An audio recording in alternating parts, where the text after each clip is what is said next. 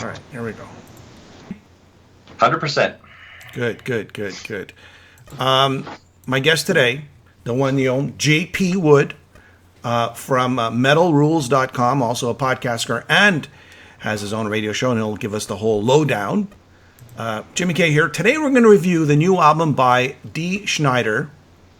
I guess it's for the love of metal, and that's what we love. We love metal, so it's for the love of metal.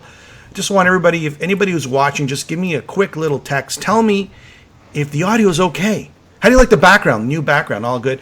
My guest today, JP, give me a quick lowdown, JP, of what you do. You're the editor. Tell me about your podcast and your radio so everybody knows who you are. Certainly. Hi, everyone. I'm JP, and I've been in the metal industry for many, many years. I'm currently the host of one of the world's longest-running heavy metal radio shows called Megawatt Mayhem. We're heard every Saturday night on CJSW 90.9 FM, and that's been going since '85, so okay. We're old rock dogs.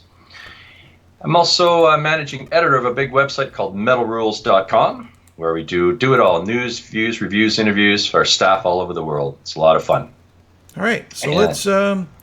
So far the audio seems good. I'm just reaching out to the metal world right now, and guys, just tell me, how's my voice and how is JP's voice, and are we balanced? Because we got to know if we're balanced or not. Because we sound, one guy's too low, one guy's too high.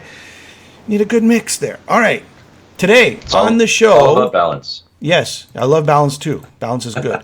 Today on the show, like I said, Dee Snider's new album, For the Love of Metal. And I mean, before we get into his new album, let's kind of go back in time. Okay, we all know he's, of course, the vocalist of Twisted Sister, where he wrote pretty much everything.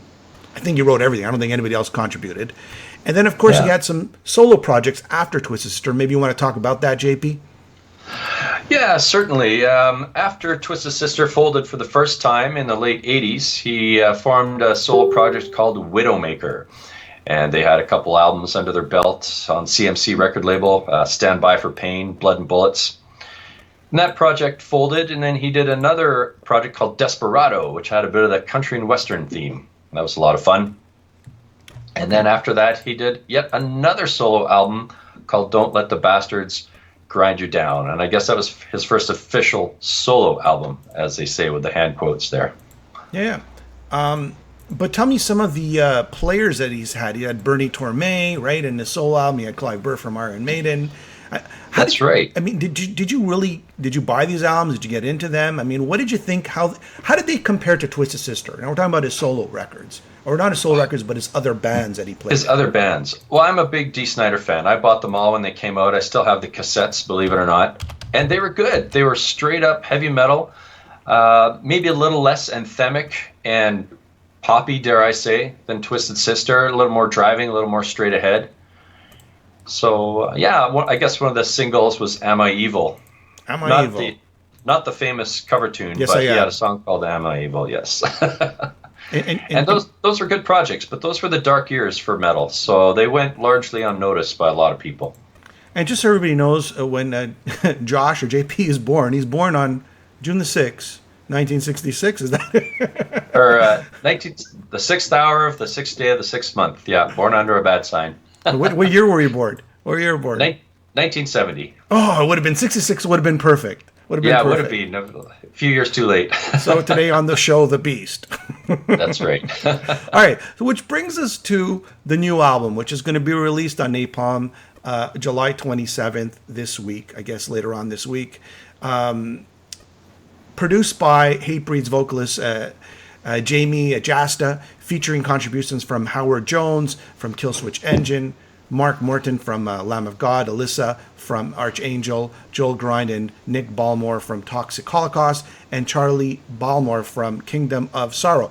I don't follow these bands. I really don't follow these bands, but what you're getting here is overall, just giving you a quick 10 seconds, this is an overall current metal, harsh, a lot of thrash, a lot of, I don't know, I wouldn't call it harsh vocals, but a lot more harsher than we're accustomed to by Dee Snider. What do you think, JP? Oh, yeah, very much. I mean, these are some of the modern crop elite guys of the modern metal sound. This Kingdom of Sorrow band is a Jamie Jasta side project from his band Hatebreed plus the guys from Toxic Holocaust. So you got these young guns. They're heavy. They probably grew up listening to their Twisted Sister albums, or maybe their dad's Twisted Sister albums. Yeah. And they're just cranking it out, heavy modern metal. But what I liked is that it sounded modern, but also they wrote for him. It didn't sound like too much new metal or no rapping or anything like that. It still sounded like D could pull it off. Yeah. And I think that's an important point. I mean, I only realized it from our promos. We didn't really see who wrote the album, but I guess during an interview that he did on, I can't remember what magazine it was on, maybe it was metalrules.com, but he actually didn't write anything. And I mean, it's surprising because D is a songwriter, right? Yeah. And it's kind of like he got Jasta to sort of like get into his brain in his life and just sort of emulate about him, and that's what this album's all about. I get any comments on that? I totally agree. You know, I could see the conversation going down, although I wasn't there. You know, Jamie says, "Look, man, you haven't done a heavy record in, let's face it, 20 years." You know, D. Snider did that Broadway solo album thing with the show tunes. He did that Halloween album thing. Yep. And then last year he did that pop rock album, which wasn't well received.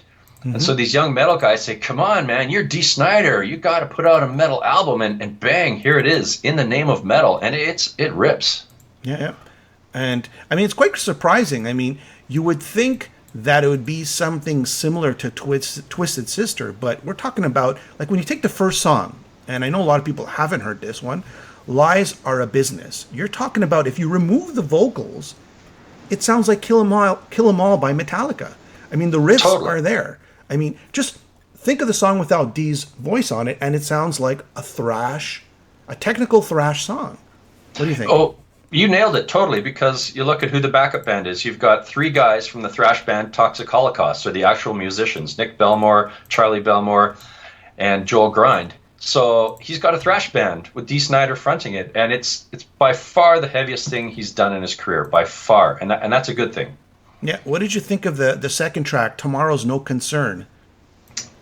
They're all good, you know. I find with the 12 songs, they're all in the 3 to 4 minute range.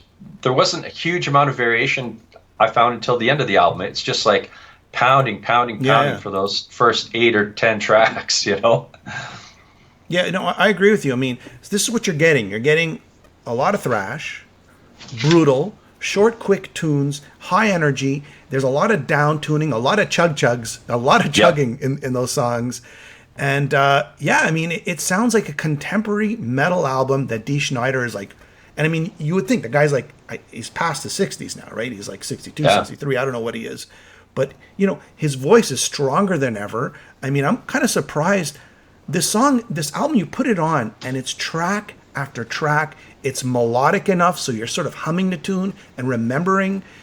The only song I didn't really like too much was, I think it was the one For the Love of Metal. The name, the title track. The title track. Yeah. I'm not really into, you know, when bands take lyrics from other albums of other eras, and they start to reference them in their lyrics. It sounds like, I don't know, to me it's a cheese ball sort of track. What do you think? Well, it's funny, maybe that's why it's the last song in the album. Yeah. You know, it's the title track, but they stuck it on the back end. It's almost like just hanging there. Maybe it's a good song, but there are stronger songs on the record. I also felt that the second last song was a slight ballad. The only song a slight ballad, yes.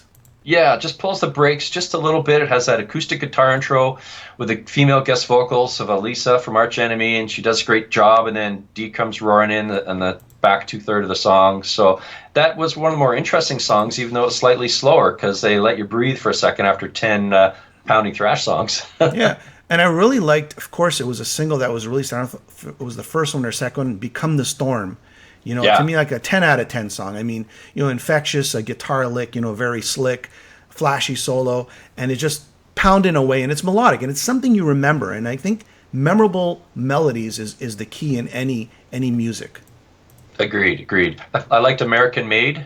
Yeah, that's a catchy good song chorus, too. And that was closest maybe to what he's done in the past with Twisted Sister. You know, with that anthemic, and you know, he's wearing his heart on his sleeve here, talking about America and metal and all those things that he's always been. So yeah, he's singing from the heart. Yeah, and again in the lyrics throughout the album, it's basically like I wouldn't say an autobiography of D, but his life, right? There's components of his life there.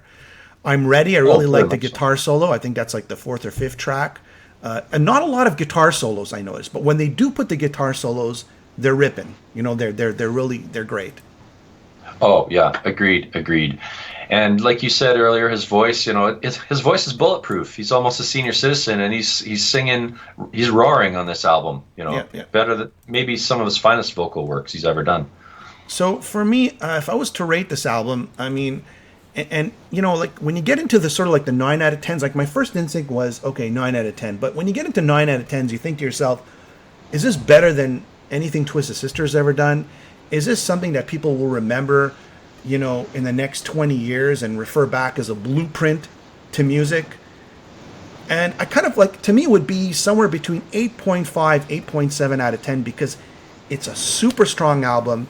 It's got, I don't know what else he could have done on this album to make it better. What about you? I totally agree with you. It's really early to tell if this is going to stand the test of time and be a classic. Will I listen to it all the time 10 years from now? Maybe, maybe not, but it was super strong record. So I'm with you. I'd hesitate to put it up in that 9, 10 range, even though the initial excitement is high. Yeah. So there you go. There you have it, my guest. And hopefully more times we'll be reviewing music together. The one, the only, from the editor and, of course, the owner of metalrules.com and your podcast. And can you just tell me one more time when your podcast is happening? Well, sure. What you do basically is go for my show. It airs every week for the last 33 years or whatever. You go to cjsw.com. Yep. And search for Megawatt Mayhem. Or you can subscribe through iTunes. We podcast through iTunes as well. Megawatt Mayhem. Easy to remember.